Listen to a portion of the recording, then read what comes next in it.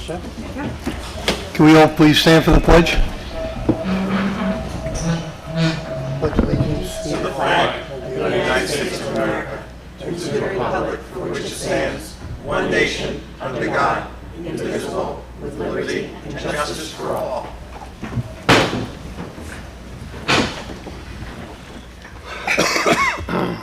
Good evening, everyone. Welcome to tonight's town board meeting. It's July 9th, 2024. We have 3 public hearings scheduled for this evening. I will ask the town clerk if she could read the first one. Notice of public hearing by the Town Board of the Town of Mount Pleasant to extend the Kensico Water District to include 2 properties along Bellevue Avenue. Please take notice that a public hearing will be held before the Town Board of the Town of Mount Pleasant, Town Hall, 1 Town Hall Plaza, Valhalla, New York, 10595 on the 9th day of July 2024 at 7 p.m. for the purpose of considering the extension of the Kensico Water District to include 2 properties located along Bellevue Avenue, Mount Pleasant, New York, and identified on the Town of Mount Pleasant tax map as Section 106.18, Block 3 and Lots 78 and 80, which are more specifically identified in Schedule A, Annex Tier 2. Please take further notice on March 25th, 2024, Bellevue Avenue 1 LLC and Bellevue Avenue 2 LLC, which own the properties, filed a petition with the Town of Mount Pleasant Town Board proposing certain improvements to be undertaken to the Kensico Water District, including but not limited to the connection of the properties to the existing water system, which would be wholly financed by the developer of the Kingsview subdivision and which will be bonded as a condition of any subdivision approval submitted by the developer of the Kingsview subdivision and or borne by the petitioners herein, including the cost of hookup fees and tapping fees estimated to be in excess of $2,000 with no cost to the current members of the Kensico Water District. Please take further notice a copy of the petition map and plan describing the above, along with the maximum amount proposed to be expended for the improvement and the cost of the district to the typical property, which is $0, are all available for review in the town clerk's office. Please take further notice that at the public hearing upon said proposed amendment, an opportunity to be heard in regards thereto will then and there be given to those favoring passage of such proposed amendment and also those opposed thereto. Thank you. The public hearing is now open. Before we get into it, I'd like our town attorney to explain a portion of the water districts. Yeah, so this is, the notice is pretty much set forth what you're considering tonight. This is part of the extension of the Kingsview subdivision. That's been on a few agendas recently for various easements and the like. Planning board approved it some time ago, but these are the final stages to get it approved. There's 2 houses there now that seek to get part of the Kensico Water District, and that's really what's happening. If you're going to consider it, I just want to do a few issues when the motion is made that will be added to the motion too. Okay. Thank you. Anybody wish to comment on the Kensico Water District is welcome to do so at this time.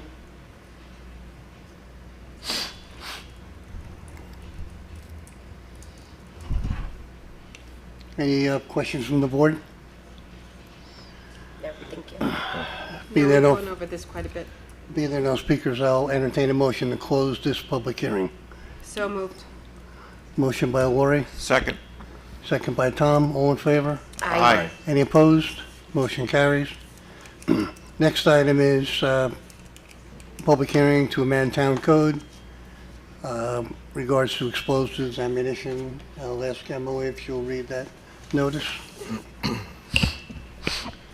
Notice of public hearing by the Town Board of the Town of Mount Pleasant to consider a proposed local law amending Chapter 104, Article 4, Explosives, Ammunition, and Blasting Agents. Please take notice that the Town Board of the Town of Mount Pleasant, New York, shall conduct a public hearing at the Town Hall on the 9th day of June 2024 at 7 p.m. to consider a proposed local law which will amend Town Code Chapter 104. Please take further notice that the proposed local law is available for review in the Town Clerk's office. Please take further notice that at the public hearing upon said proposed local law, an opportunity to be heard in regards thereto will then and there be given to those favoring passage of such proposed local law and also those opposed thereto. Oh, I said June 9th, I meant July. Thank you. This amendment to the town code basically came up because of some blasting work that needs to come up as far as the new tunnel project that's going to be happening from Columbus Avenue down to Grasslands Road. So it's basically modifying an existing code. We took the town code and we modified it using other municipalities to try to get a better detail. The issue is there's a lot of details that the town board would like to discuss further. So we're not going to be closing this. If you have some comments you'd like to make, you're welcome to make them tonight, or you could email any questions or comments that you have, because we will not make any decision on this. We'll be discussing it at our next work session in August, and then we'll have another public meeting in August, which will finalize it. So if anybody has any comments, questions, you're welcome to do so at this time.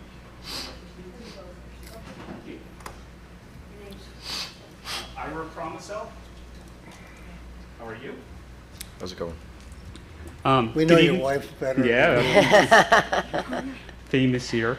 Thank you for letting me speak. My name is Ira Promisel. I'm a retired trooper. I was a former major in the military and ordnance officer, so I know a little bit about ammunition. Graduate of the Missile and Munitions School. And I'm a professor in criminal justice and public administration. So I saw this come through, and I had some concerns when I first saw it. And I'm glad to hear you're going to work through a lot of the issues that are potentially there. The first one is under the purpose. Under the purpose, it talks about a number of different aspects. But then when it goes into more detailed aspects, it doesn't assert the town's right to regulate storage. So that piece is missing. I think that could cause issues down the road. So that would be something I would add into, I think it's on page 7, add into it. The second thing is measuring what a round of ammunition is. One of the things that I found interesting in this is that as a number of towns like Rye, Ossining, and Wallkill, I'm sure those are some of the ones that you looked at, brought up similar legislation, they added ammunition as an explosive. And it was ammunition of 5 pounds or more. The concern I have is how are you defining that? And there's two main ways to define it. One is the cartridge, the entire cartridge, which has the powder, it has the projectile, it has the outer casing, and that has a significant weight to it. The other way to measure it is by the amount of grains of gunpowder, basically, that's in there, of explosive material, which has a lot less. If you have 138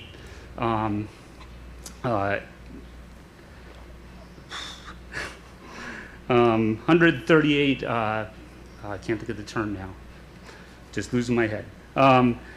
Grain, thank you. Thank you. 138 grains for that whole round. About 6 to 8 grains are the actual explosive material.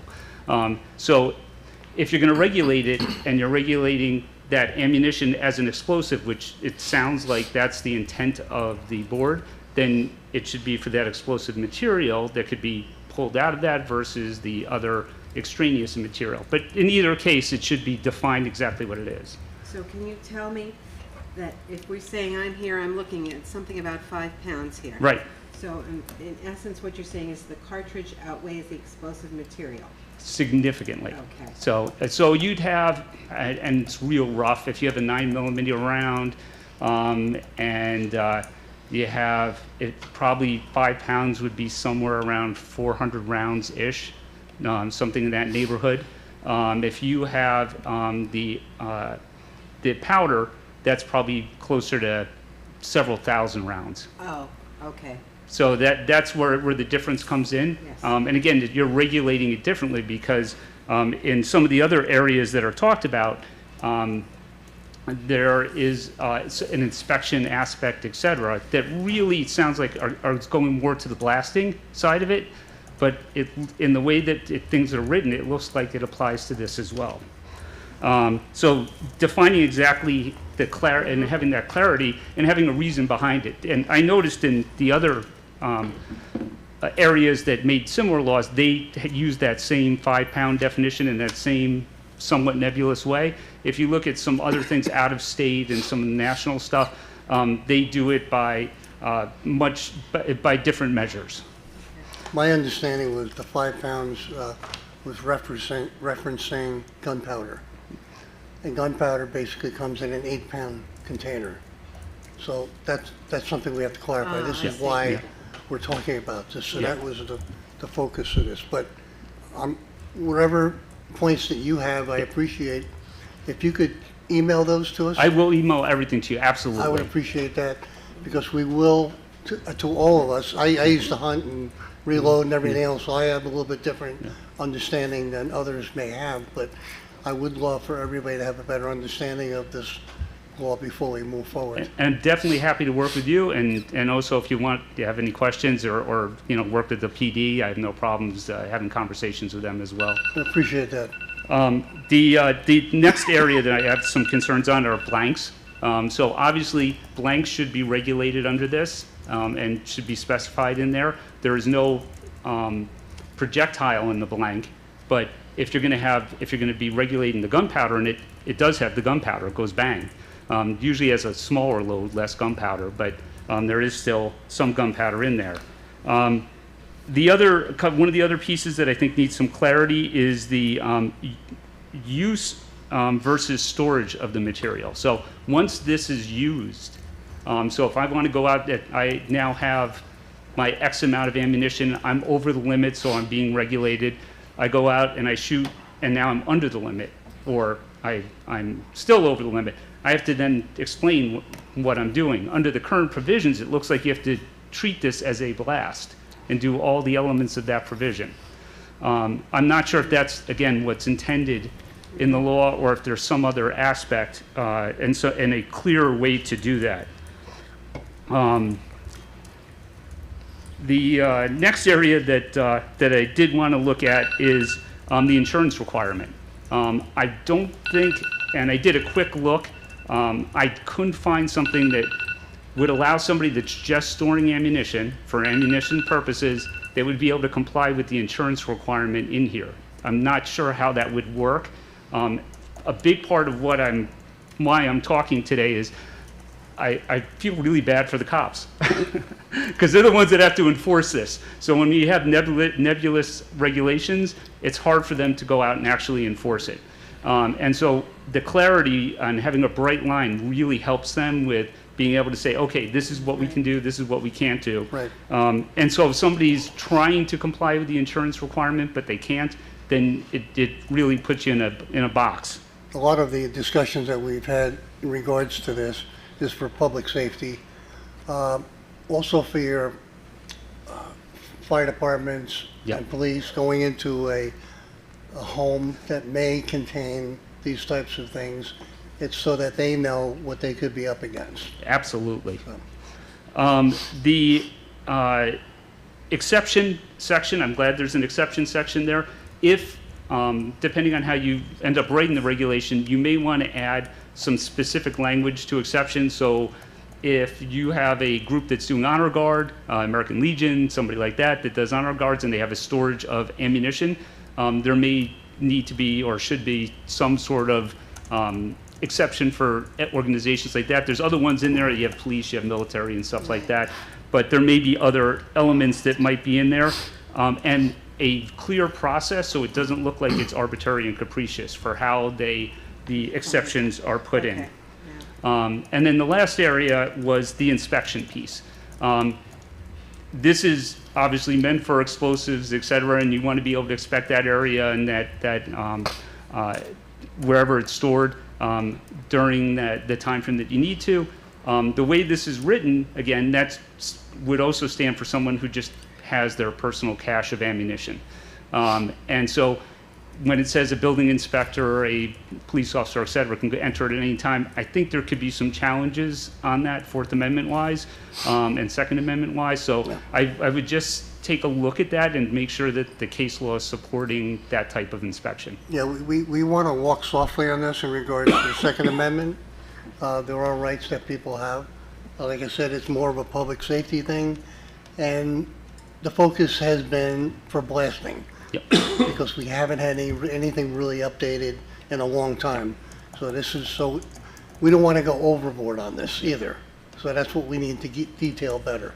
And you know, from my own personal aspect of what I think this could look a little bit better, would be to include the count of ammunition as you're talking about with the Grains? the greens, but also maybe have a separate section of law under ammunition to really clarify some of the exceptions there, or a second provision under this provision that would clarify these things and make it very clear. Because again, I would be, as a former police officer, I'd be very uncomfortable with the provision as it's written to do an inspection of a home without a warrant or other types of things there. It would be difficult to do. And so, you know, having that specificity to it would really help out. Good. I appreciate it, and whatever you can share with us, email-wise, I would appreciate that. Absolutely. Well, I'll send that within the day or so. Very Thank good. you. Thank you Thank you very so much. much. Thank you. Thank you. Thank you for coming Great out. information. Appreciate it. Thank you.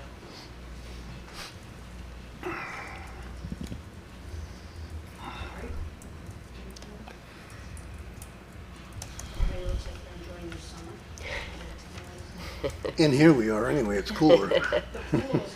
Yes, the pool is great. Did Well, that you was sign really in? interesting. I have nothing to add in terms of ammunition, for sure. Did you, excuse me, did you sign in?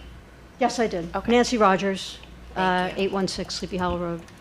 I'm going to go a different route, and, you know, one, I really, you know, thank you for the public hearing and for the other public hearings that you're planning, because it was a lot to digest in a short amount of time, and particularly since I really know nothing about blasting and ammunition and things. So this is a little different bent.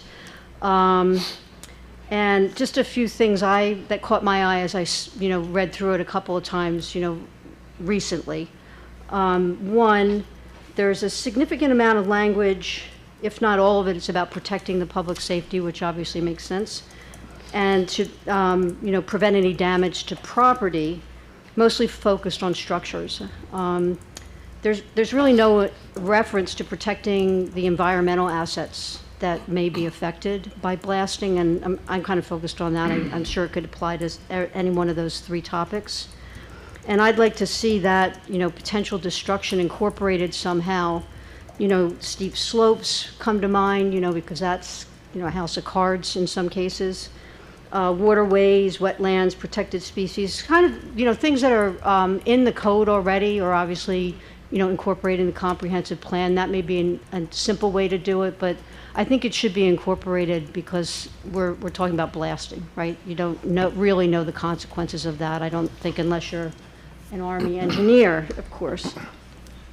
The second one that caught my eye, and I know I kind of glimpsed at Ossining and Briarcliff, so I know that they use this as well, but I think it's a little bit inadequate. The distances from the blasting from the protected structures that appears to be really small. A 500-foot radius is like nothing, quite frankly, and I guess it depends, on obviously the amount and duration of such blasting. So I read that a couple of times and said, this seems like a little bit one size fits all versus, having a radius that maybe is defined by the amount of blasting or the duration of blasting. Again, I'm not an engineer in this way, but it just, for being dramatic, you could drop an atom bomb, 500 feet is not going to help you. We right? don't allow atom bombs. I don't think anyway. that's allowed, but just to exaggerate, I don't know anything, but there must be different variations of. There's a lot Blasting. of restrictions that a blaster has, just to be a licensed blaster, the controls that they have within, that they are responsible for, as far as distance and everything else, the amount of shot that they could use to make, to break the rock up.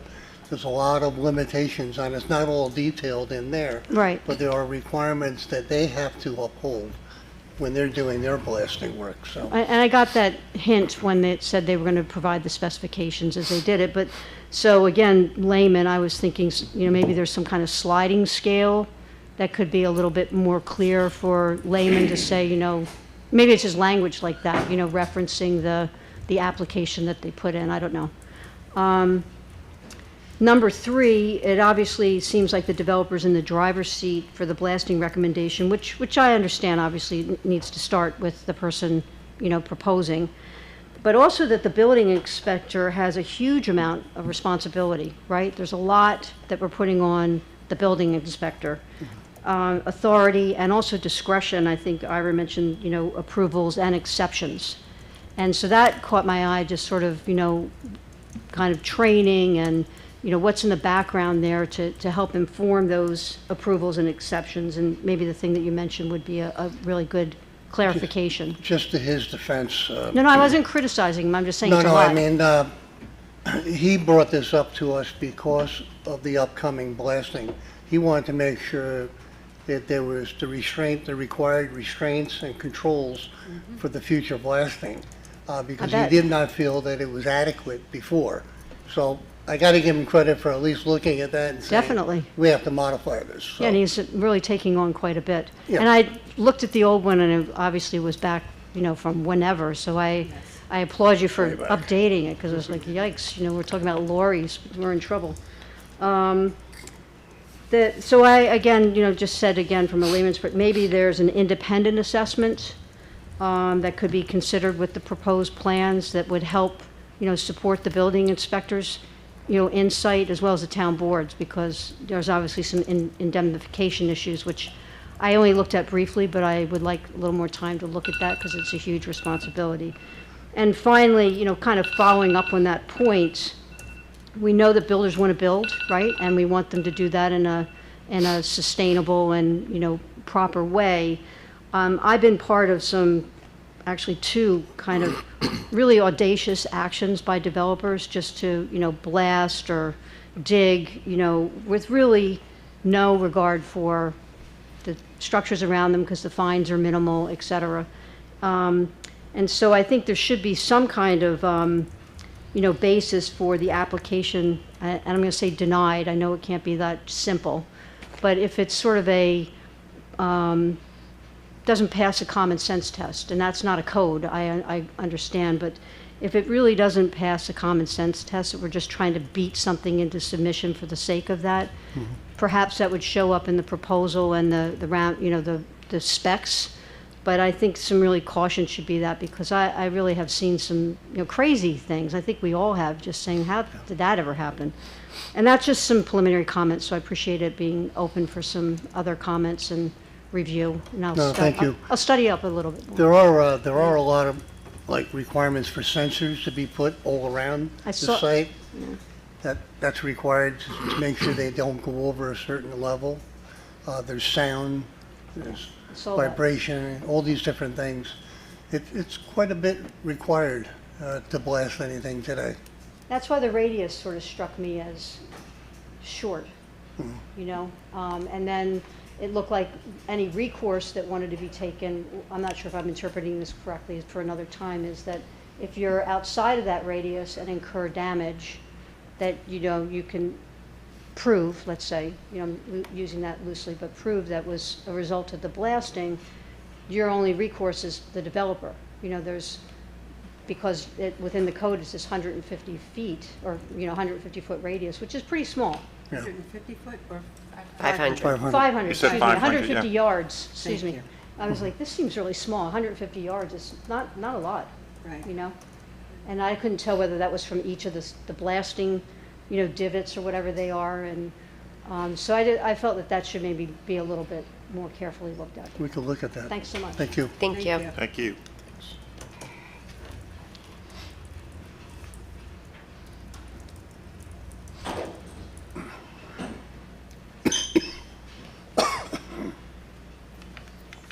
Good evening, everybody. Dominic Vita, Hawthorne.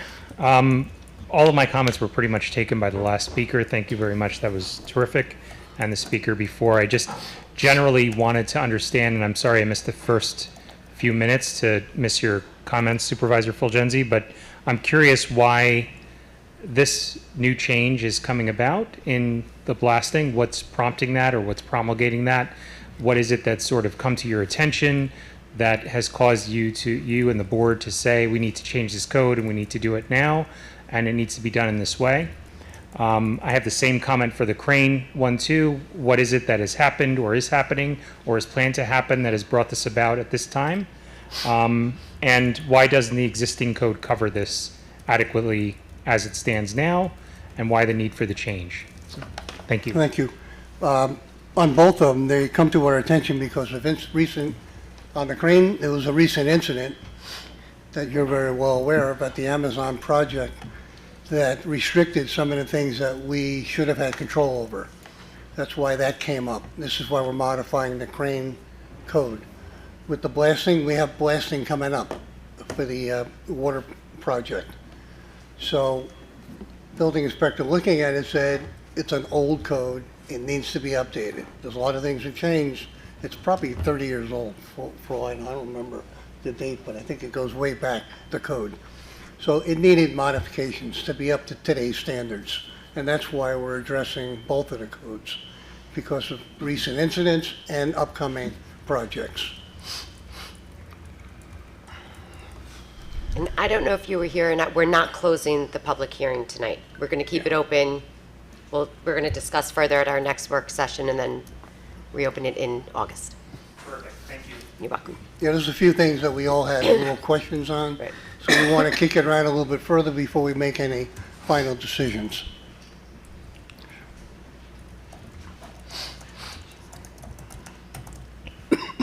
Did you sign in? I did. Okay, thank you. I did sign. Just after reviewing the amendment to the code, I have 3 questions and 1 quick note. Can you just state your name? I'm sorry. I'm Maureen Petrie from 748 Sleepy Hollow Road. There does not seem to be a provision to protect adjacent property owners' underground infrastructure, such as sewer lines, water lines, if there was a cable dug for internet, that sort of thing.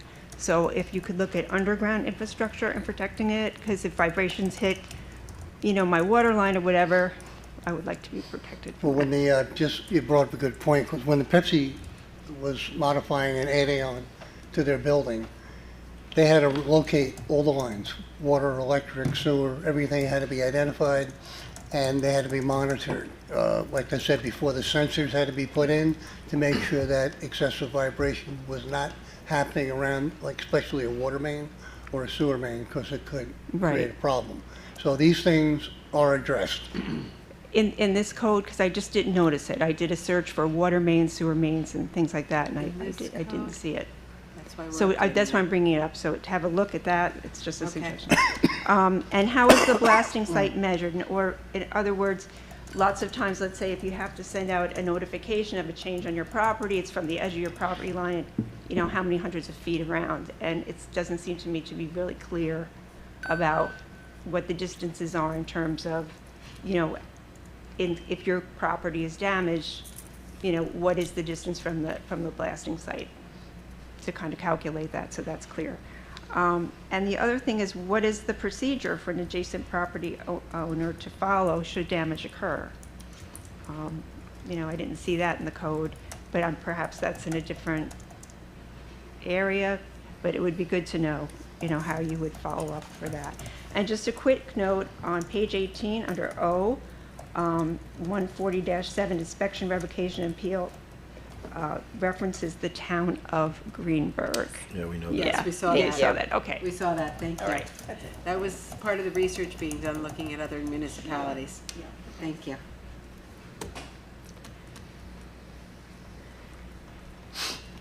Anyone else like to address this issue? Again, like I said, we're not closing the public hearing. If you happen to think of something tomorrow down the road, you're welcome to email us so we can make it part of our records so we can discuss it at our next work session. So Resolution 289-24 will keep this public hearing open, and everyone will be notified when the next public hearing would be the second Tuesday in August, I believe. Was that our August schedule? It's. Yes. Yeah. Are you talking about the business? The business? Yeah. It's the 13th. So August 13th will be the next public hearing on this topic. So we can keep this open. Any resolution to keep this open? make a motion to keep it open. Mark? Second? Danielle, all in favor? Aye. Any opposed? Motion carries. Mr. Next. President, after reviewing it with the board, we'll potentially make some red lines to answer some of these questions if they're appropriate and explain why maybe they're not appropriate, Sure. so everyone can see them. Yep. We'll put it on the website, yeah. Definitely. Next item is regarding the crane code. Emily, would you read that notice, please? Come on, cranes are interesting. Something's being done after a tragic accident, so that's great. Thank you. Yeah. Thank you. Now just the bus stops. Notice of public hearing by the Town Board of the Town of Mount Pleasant to consider a proposed local law amending Chapter 105 establishing crane regulations. Please take notice that the Town Board of the Town of Mount Pleasant, New York shall conduct a public hearing at the Town Hall on the 9th day of July 2024 at 7 p.m. to consider a proposed local law which will amend Town Code Chapter 105. Please take further notice the proposed local law is available for review in the Town Clerk's office. Please take further notice that at the public hearing upon said proposed local law, an opportunity to be heard in regards thereto will then and there be given to those favoring passage of such proposed local law and also those opposed thereto. Public hearing is open. Anyone wish to make any comments regarding the local law regarding cranes? It's the mechanical type, not the ones that fly around. Dominic Vita, Hawthorne. Just want to put it on the record for this public hearing. Thank you for taking this very serious accident that happened and turning it into something positive by enacting a code amendment or a code change or a code to cover crane regulations, which is great. And I commend the town's code enforcer for bringing this to your attention and getting it done. So again, we know why this is happening. I'm also wondering if there's anything in the code or anything being proposed that's coming up construction-wise that would require this, because there's a lot of work that's going to be going on, and a lot of it's going to be, I'm sure, crane work that's coming up. I'm just wondering if the town's code enforcer is looking at this through the lens of, we have a lot of stuff happening, coming up, we need to have a code that matches what we need to regulate. And I would say further to that first speaker on the blasting, having an expert look at these codes. I know we used what other towns have done to create the code, and I think that's great. It's a great start. But using experts to take a look at them, people in the know, like that gentleman, and maybe other people who the town can retain to really look and see if there's anything we're missing, I think that would be great to further enforce what that regulation is going to become. Thanks. Very good. Thank you. Thank you. Thank you. Anyone else have any comments regarding the crane code? If there are no speakers, I'll entertain a motion to close the public hearing. So moved. Motion by Tom, Second? second by Lori. All in favor? Aye. Any opposed? Motion carries. Moving on to the supervisor's report. Authorization to extend the Kensico Water District, the public hearing we just concluded. Did you have any more comments you want to make on that? Yeah, so the motion would be, for consideration, would be an authorization to extend the Kensico Water District to include 2 lots, section 106.18, block 3, lots 78 and 80. And part of the resolution would be that it's subject to a permissive referendum of 30 days, that the petition signed and it is signed and acknowledged and authenticated, that the public interest is granted by this extension, that the hearing notice was published and posted by our town clerk, that all property owners benefit from the extension of the district, and all are included in the district. So that would be the motion, and we'll have a detailed resolution with all those in there, but I think it should be part of the record too. Okay, thank you. So Resolution 291-24 will approve the authorization to extend the Kensico Water District. Move for approval, please. Motion by Danielle, Second. Second by Mark. All in favor? Aye. Any opposed? Motion carries. Next item is authorization to create Chapter 105-1 through 105-3, establishing crane regulations within the town of Mount Pleasant. Move for approval? Motion by Mark, Second. second by Lori. All in favor? Aye. Any opposed? Motion carries.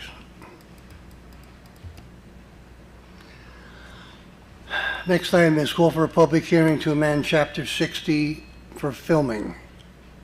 You may or may not notice that we had some filming going on here a couple weeks ago. As exciting as it can be sometimes, it can be quite a pain in the neck. We do get considerable amount of money from these companies when they film in town and on town property, which is a nice thing. But we'll be having a public hearing to define some of the items that Emily has brought to our attention, and the town board has questions on, so public hearing could be set for August 13th. Okay, August 13th will be a public hearing regarding amending Chapter 60 for filming. Move for approval, please. Motion by Danielle, Second? second by Tom. All in favor? Aye. Any opposed? Motion carries.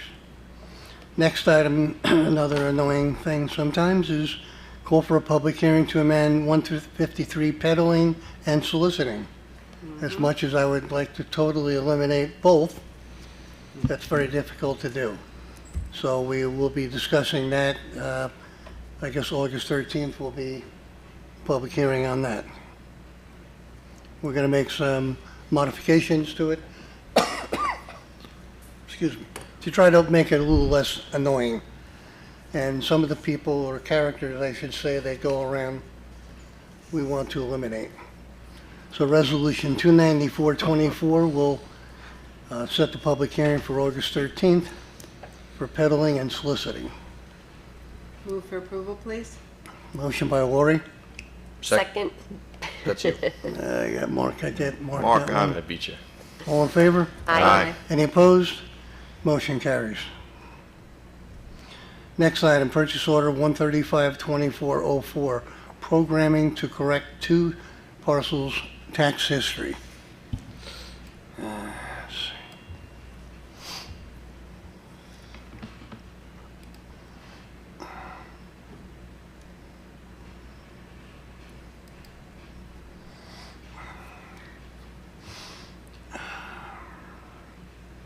This is some programming, coding necessary to correct tax history for 2 parcels which had been switched.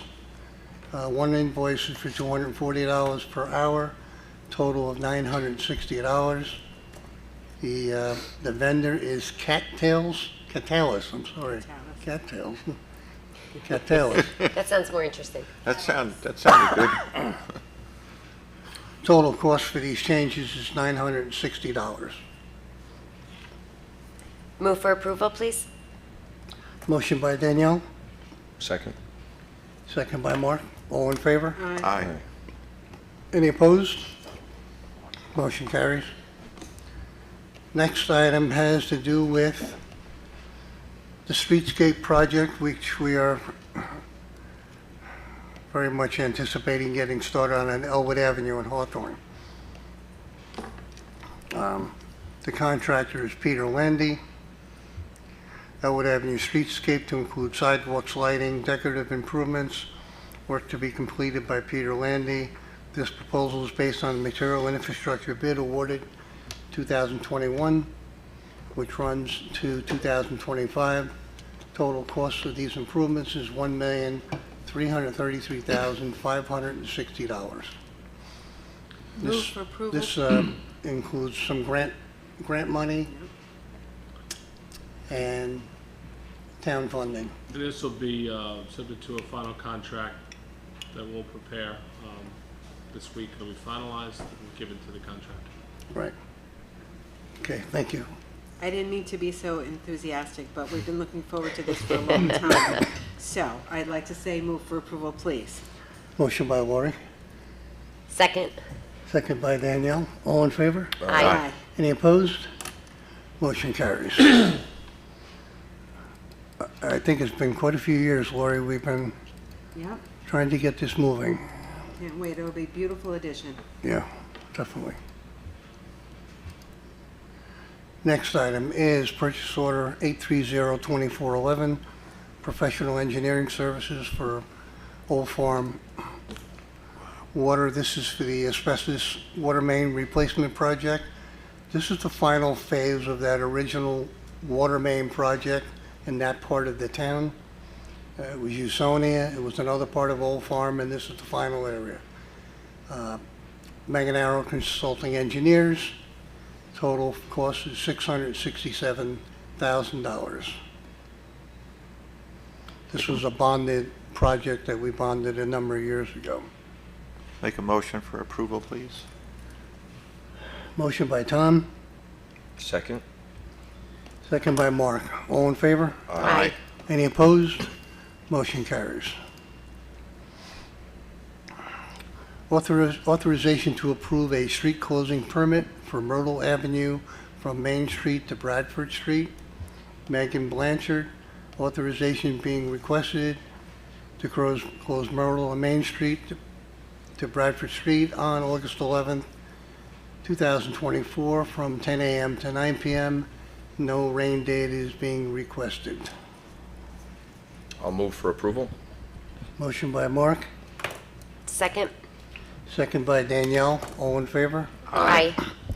Any opposed? Motion carries.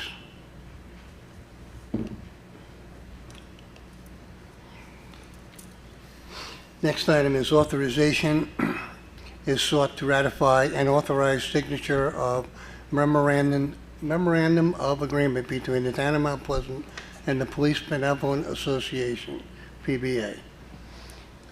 We came up with an agreement, adjust the longevity increases paid to PBA members on January 1st, 2025 as follows. In lieu of members receiving longevity increases of $2,200 at 10 years of service and $3,575 at 15 years of service, they will now be receiving $3,000 at 8 years of service and $5,000 at 13 years of service. In exchange, the PBA agrees to comply with the town's body-worn camera use policy.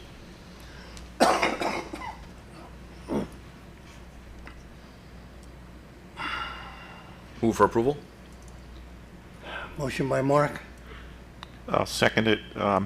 Just to confirm all the offices where the camera now, right? Body camera. Yes. they already started using the cameras. Pretty amazing. I said before I wasn't crazy about going ahead with this originally, but the technology today is far superior than what I remember for body-worn cameras. And the idea is for the protection of the officers and get a detailed record of what actually happens in any instance. So now I'm happy with the agreement that we're moving forward with. So I'll second the motion, please. Yeah, I already have that. Thank you. All in favor? Aye. Tom, I'll write you down twice. Just wanted to make sure you heard the first time. Thank you, Karen, too. Next item is authorization to waive the statutory 30-day waiting period for on-premise liquor license for Ansigna Corp., DBA Thornwood Pizza and Pasta, 808 Commerce Street in Thornwood. This is typical, we do. I did a little investigative reporting when I was at the restaurant the other day. And they're gonna make some significant renovations and improvements to the restaurant, and they'd like to be able to serve cocktails. Excellent. All right, well, Good for them. What you're basically doing is there's a mandatory 30-day waiting period where they have to notify us and wait 30 days before they can apply for anything. So we're just saying they don't have to wait the 30 days. Very good. Thank you for that Thank you. clarification. Yes. No, they're well established in town. Very good Yeah, people, very good. they people. are. So with that said, move for approval, please. Motion by Lori, Second? second by Danielle. All in favor? Aye. Any opposed? Motion carries. Next item is authorization to close town hall and town offices on September 6, 2024 for Records Management Day. Move for approval, please? Motion by Danielle, Second. second by Mark. All in favor? Aye. Any opposed? Motion carries. Next item is our investment report.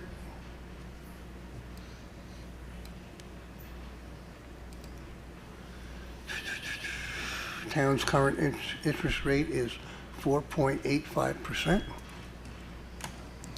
Now we have business on the floor. Anyone who would like to address the town board on any town issues is welcome to do so at this time.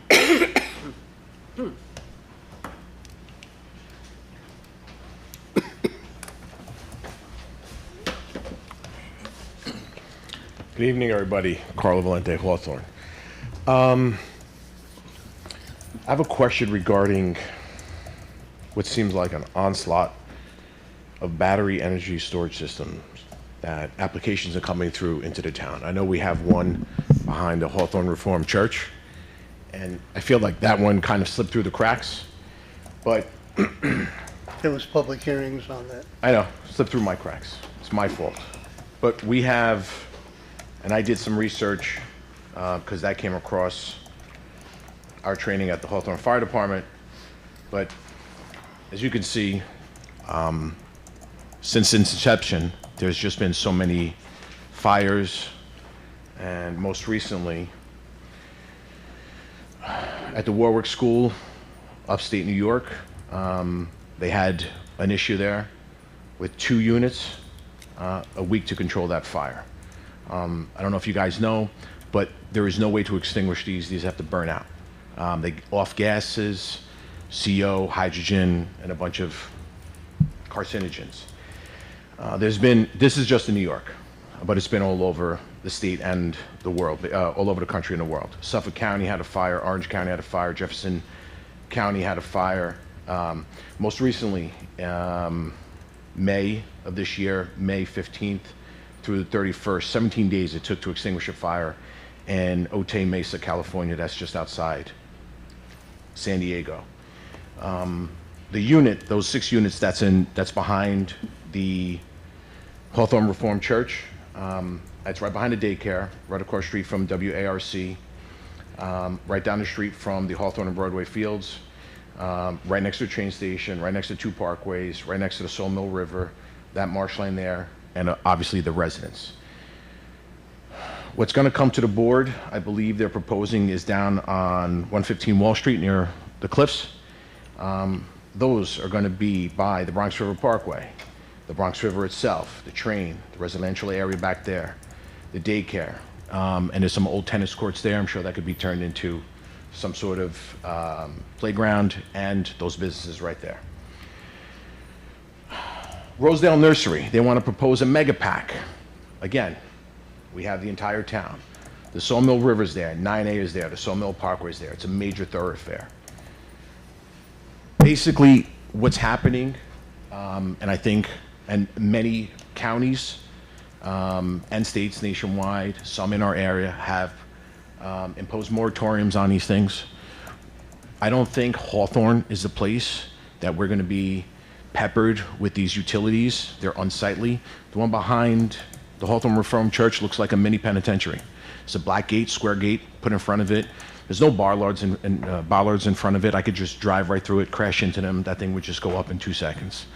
The reason why Con Ed wants these is because of what's happening in Albany. You can't have conventional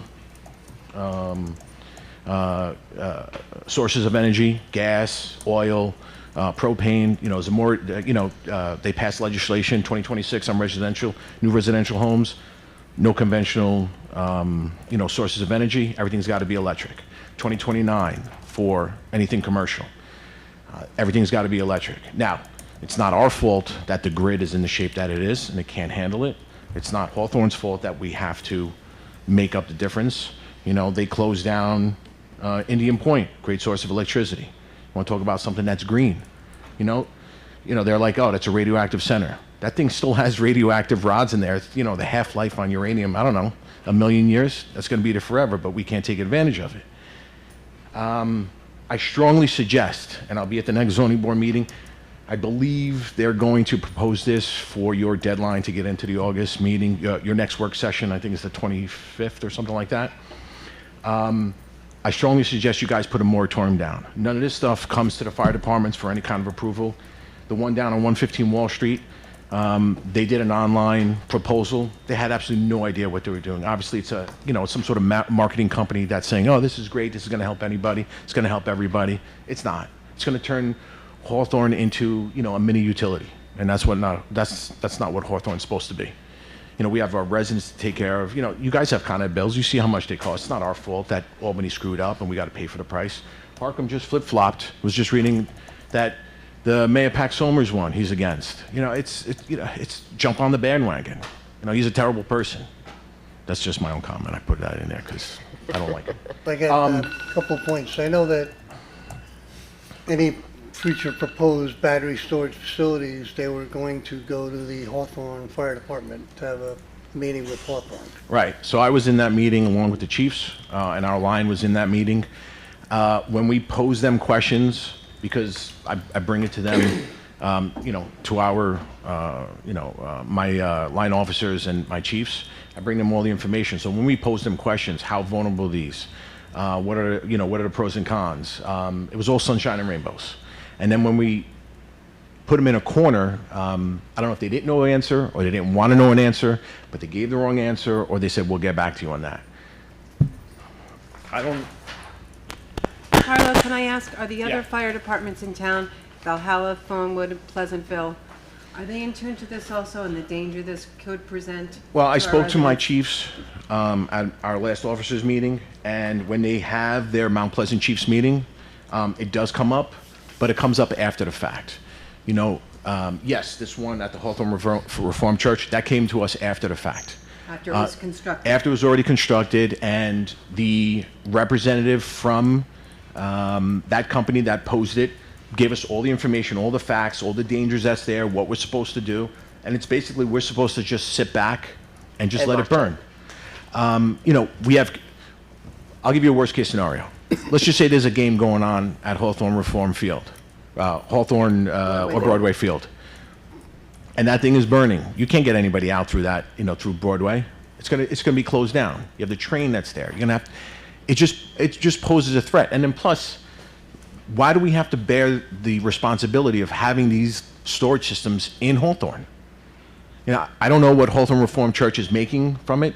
Good for them. I get it. It's the United States, capitalist. That's great. But there should be a better place than that. And I blame myself for not coming to the zoning board meeting and pointing out, there's a daycare center there. Across the street, there's WARC. We have residents around the corner. You have those 2 parkways there. When we have a battery powered car fire, you can't do anything but just let it burn. There's nothing you can do. 17 days for something, this just happened, May 15th to the 31st in San Diego, California. 17 days. Now, in Rosedale, they want to put a mega pack there, which are going to be, I don't know, it's in the hundreds. Behind the church, there's only 6. At 115 Wall, I believe it's also 6 they want to put there. 6 as well. It's unsightly, it's dangerous, and it's not our responsibility. Con Ed screwed up, Albany screwed up. It's not Hawthorne's responsibility. It's not Mount Pleasant's responsibility. It's not the residents' responsibility. It's not going to help anybody because these things, 2 hours tops is if there's initial need for electricity. 2 hours tops is, and then that's it. And then they got to recharge. That's a pair of AA batteries. Thank you for bringing your comments. Strongly Maybe- suggest you guys pose a moratorium on that. Do you have any, has there been any comments about why these fires start? Yes. So FEMA did a report on it, why the fires start. and the industry leader, which is called Electric Power Research Institute. They just did a report on this, May 15 of this year. So the percentages of why these fires starts: 8% the design, manufacturing 6%, 4% the integration, assembly, construction, and 10% the operation. You know, in New York alone, we've had countless fires. In the state, we've had countless fires. In the nation, countless fires. So it's more of a design flaw? It's everything. It's too new. It's too new to be implemented. I'm all for technology. I love it. I think it's great. I think it's fantastic. But it's too new. It's obvious that it's too new, and we should not be the test subject for it. Not Hawthorne. We should not be the test subject for it. Rosedale Nursery wants money, I'm sure. You know, they want to put that mega pack in there. It's right by Parkway. It's right by 9A. We have a fatal accident on 9A right in front of Audi not too long ago. The thing is shut down for half of the day for investigation. Imagine if you have a mega pack that's over 200 of these units burning. That wind takes it. It's in a valley. It's going to go everywhere. We can't control what's in the air. You know, when we respond to an e-battery fire, we have to call the county for hazmat to come in. And that's just a drill, or someone's scooter, or someone's electric bicycle. You know, this is this is the size of people's homes that are just going to go up in flames. Do you have data on what is emitted in the air when that? Hydrogen, CO, a bunch of carcinogens. It all depends on the chemistry of the battery and how it's made. Some are worse than others because it's like dirty energy or cleaner energy. It really depends on the impurities of what's in there. It depends on the chemistry. But there's a radius, there's like a no-go zone, a red zone where you can't go in there, but if the wind blows one way or another, if it's day, if it's night, that shifts. But we're a bedroom community, and we're putting utilities in someone's backyard. Millwood had, on a much smaller scale, they put a moratorium on just car chargers in the parking lot of the Millwood Shopping Center by the A&P over there. They were like, let's pull the brakes. How many spots? What is this going to do? Are we changing, and that's on a tiny scale. We're putting power plants in Hawthorne. Did those fires force evacuations? Yes. One was outside the Warwick School, the one that happened last year. 2 of them exploded at the Warwick School. 10 days. Kids had to get out of there. At a school site. East Hampton put a moratorium on them, Suffolk County. Fire. Now, you run the risk of, dare I say, terroristic activities. Now, if we have 3 in Hawthorne, all coordinated, timed events, all at the same time, major thoroughfare. We have the Sawmill, we have the Sprain, we have 9A, we have Bronx River, we have all these major thoroughfares in there. You could cripple the entire area. I'm more concerned about the public health hazard also. Absolutely, yes. I don't know if That's number anyone's one. really addressed that. And they tell you there's carcinogens in here, and then when they take the studies, they're like, oh, nothing was in the air. Right, you take the studies 10 days, 20 days, 30 days later, after the batteries have done burning. Did it rain? They said that after 9/11 also. Exactly. Yeah. So I don't trust anybody. It really, whoever you trust, whoever reports you're going to get is who's paid for it. But this is an industry. These are the guys that did it. You also have FEMA in here who did a study on it. You also have New York State who did a study on it after these 3 went on fire. That Hochul said that fires at New York State battery energy storage system facilities ignite a state response. This is all reactive. None of this is proactive because it's too new. It's too new, and we should not be the test subjects on it. Thank All right, you. I've talked too much. Thank you. Thank you very much. That was You want to very leave that informative. stuff by any chance? Do you mind? Thank you. I got those. Thank you, Carla. Thank you. Thank you.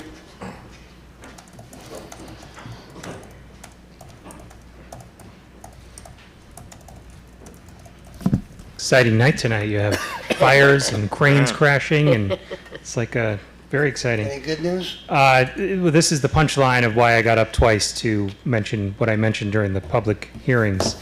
It's great to know that the town is looking at ways to improve and add to the town's code. I'm not a fan of overregulation, but I am a fan of the right regulation. Things change and the code should change with them. Many improvements can come out of the right regulations. I would ask the board to consider keeping its momentum going and continuing to look at what changes and additions to the code can really help the town. I've made some suggestions to the board in this context in an email I sent on May 27th, and would ask the board to consider any additional regulations needed to cover some of the changes that have occurred recently and those that are upcoming.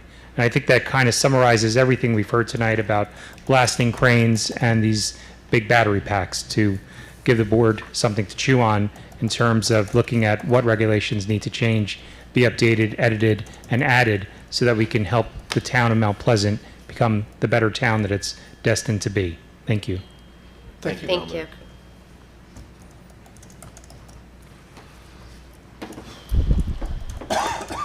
Okay, And thank you Anyone for, else? thanks for the email too, Dominic. Thank you. Thank you. Have a good evening. Thank you. Thank you Have a so good night. much. Be there no more speakers, we would move on to our town clerk's report. Thank you, Mr. Supervisor. Town Clerk's Report, Town Board Meeting, July 9th, 2024. Public hearing to extend the Kensico Water District to include 2 lots. Public hearing to amend Town Code Chapter 104, Article 4 Explosives, Ammunition, and Blasting Agents. Public hearing to create Chapter 105 through 105-1 through 105-3, establishing crane and regulations. Received and filed 3 planning board resolutions for Brightview Senior Living, the site plan approval, steep slope permit, and final subdivision approval, and 3 zoning board resolutions for Joseph Soricelli, Brian Kantrowitz, and Robert Astorino. And that's Thank it. you. Moving on to council reports. Councilman Saliano. Thank you, Mr. Supervisor. Good evening, ladies and gentlemen. My report is from the Police Department. We have 2 items for you for this evening. The first item is a purchase order number 30-24-21. It's for defibrillators. The vendor is Common Sense EMS Supply. And again, it's for 2 automatic external defibrillators. They're priced at $1,679.30 per defibrillator. The total cost is $3,358.60. I move for approval, please. Motion by Tom, Second? second by Danielle. All in favor? Aye. Any opposed? Motion carries. Thank you. The second item is authorization to hire traffic safety seasonal maintenance labor effective July 11th, 2024. Authorization is requested to hire Ronan Ford of Yorktown Heights as a seasonal maintenance labor in the traffic safety department. The rate of pay for this position is $20 per hour. If approved, this will be effective as of July 11th, 2024, and will terminate after 4 months of employment. As always, thank you for your consideration of this matter. And this is from PD. I'm asking for approval for this seasonal traffic safety seasonal maintenance labor. Motion by Tom, Second. second by Lori. All in favor? Aye. Any opposed? Motion carries. Thank you so much. Have a great evening. Thank you. Thank you. Councilwoman Zano. Thank you, Mr. Supervisor. Good evening, fellow board members, residents of Mount Pleasant. I have a few items tonight from our Highway Department. The first is authorization to hire Sullivan Clemming as a seasonal employee at the Highway Department effective July 10th, 2024. Rate of pay will be $20 per hour. Again, if approved, this will become effective tomorrow, July 10th. Move for approval, please. Motion by Danielle, Second. second by Tom. All in favor? Aye. Any opposed? Motion carries. My next item is authorization to hire Michael Conley as a seasonal employee at the Highway Department, again effective July 10th, 2024, at the rate of $20 per hour. Move for approval, please. Motion by Danielle, Second. second by Lori. All in favor? Aye. Any opposed? Motion carries. My next item is authorization to hire Joseph Marone as a seasonal employee at the Highway Department effective July 22nd, 2024, at the hourly rate of $21. Move for approval, please. Motion by Danielle, Second? second by Mark. All in favor? Aye. Any opposed? Motion carries. A very busy department right now. Next is authorization to promote Jonathan Shubin to Motor Equipment Operator, MEO2, at the Highway Department effective July 10th, salary per Teamsters contract. His qualifications meet all of the requirements for this position. Again, this will become effective July 10th, 2024. Move for approval, please. Motion by Danielle, Second? second by Tom. All in favor? Aye. Any opposed? Motion carries. And my last item is authorization to promote Christopher Zampano to Motor Equipment Operator, MEO2, at the Highway Department effective July 10th, 2024. Again, salary will be per Teamsters contract. He also meets all of the requirements for this position. Move for approval, please. Motion by Danielle, Second. second by Lori. All in favor? Aye. Any opposed? Motion carries. Thank you. Have a good night. Councilman Saraceno. Thank you, Mr. Supervisor. Good evening, residents. Hope everybody had a nice July 4th. I will begin with Resolution 309-24, our Comptroller's memo for tonight's meeting. The following claims are submitted for town board approval, starting in the receiver of taxes, tax school bills, forms 15K for $1,262. Out of the town clerk fund, our annual maintenance payment for E-Code 360, which is our online code portal that I think is super helpful for residents to navigate. That payment is $1,195. In the attorney's fund, legal services for labor and employment, general matters, $5,671.50. Out of the town hall building, there is mold mitigation service in the town hall building at the supervisor's office for $2,450. We have special consulting services, a retainer for July 2024 being paid to Thompson and Bender for $2,000. For off-street parking, we have a cleaning charge on 3 train stations 3 times in the month of June. This was for $1,000 paid to Mid-Westchester Lawn Service. In public safety, we have some, looks like vehicle upfitting and a pump part. Total payment $7,354.05. For parks, purchasing 3 round picnic tables and umbrellas, in addition to striping paint for our fields, and the total for the parks payments are $5,362.04.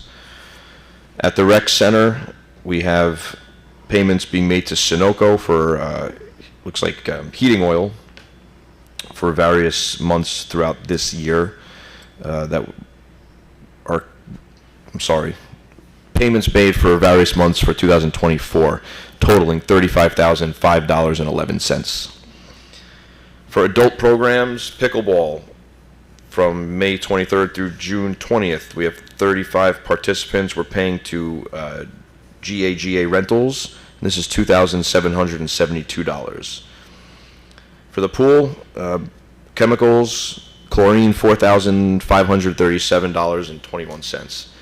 Youth day camps, camp staff T-shirts paid to Diamondback Promotions for $2,457, and Animal Embassy Camp Show for Camp Summer Fun on July 26th for $1,650. Bishop Golf, this is the Golf Center of Connecticut, for Teenscape Sports Camps for $2,445.50.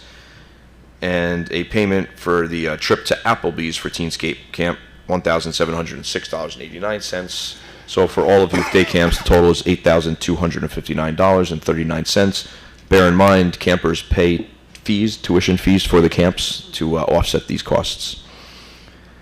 For capital building improvements, Phase 3 asbestos water main replacement at Old Farm Hill being paid to Aquaworks, and this is being split out of two funds. This is the Building Improvement Capital Fund and the Old Farm Hill Water Capital Fund, each payment totaling $236,113.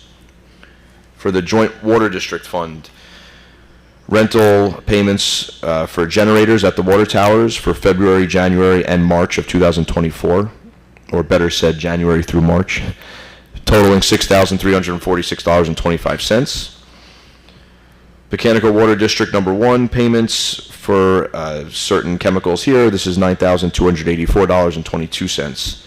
And Trust and Agency Escrow, Kensico Preserve Toll Brothers paid to Land Tech Consultants for $2,012.50, totaling $566,737.27. 567. Did I say, 66. What? hang on, Grand total? grand total 566,000, No. No. 567. hang on, Do you have 567,000? Yes. yeah, it's 400. 432.27 Yes. Correct. Got it, okay. Okay. Move for approval, please. Second. Motion by Mark, Second. second by Tom. All in favor? Aye. Any opposed? Motion carries. Okay, hang on 1 second, I'm just refreshing. Maybe because we have the agenda twice. Yeah. And then I have an authorization for a final lump sum payout for Elaine Donnelly of the recreation employee. And this has been amended to $1,047.07, and that was an amendment. I would like to move for approval on that item. You sure? Motion by Mark, I'll second that, thank you. second by Lori. All in favor? Aye. Aye. Any opposed? Motion carries. My last item, authorization to approve invoices for Baker Hostetler through March 31st, 2024. This is in the amount of $308,098.33 for legal services through the end of March of 2024. And this is as it relates to ongoing litigation against the town of Mount Pleasant. I will move for approval on Resolution 311-24. Motion by Mark, Second? second by Danielle. All in favor? Aye. Any opposed? Motion carries. Councilwoman Smalley. Good evening, everyone. My report, of course, is from Parks and Recreation. Just to update everyone, day camp is in the process. The pool is open, and this month it is open until 8 o'clock. I encourage everyone to go. And we have a new basketball court with pickleball lines that are drawn up at the pool also. It's a beautiful addition. And as soon as I can get to my report, which is one item, and I apologize for that, Fence Systems is putting in a new security fence and retaining wall at Carroll Park Playground. The total cost is $13,375. Move for approval, please. Motion by Lori, Second. second by Tom. All in favor? Aye. Any opposed? Motion carries. Thank you. Have a good evening. Thank you. Town Attorney Darius, we have anything? Nothing today, Mr. Supervisor. Next item is our schedule of meetings. Our next work session will be Tuesday, August 6th at 7 p.m. Business session Tuesday, August 13th at 7 p.m. And if there be no further business, I would entertain a motion to adjourn. So move, please. Is that Tom? Yes. Motion by Tom, Second? second by Danielle. Thank you all. Meeting adjourned. Thank you. Thank you. Thank you. Have a Good good night, evening. everyone. Thanks so much.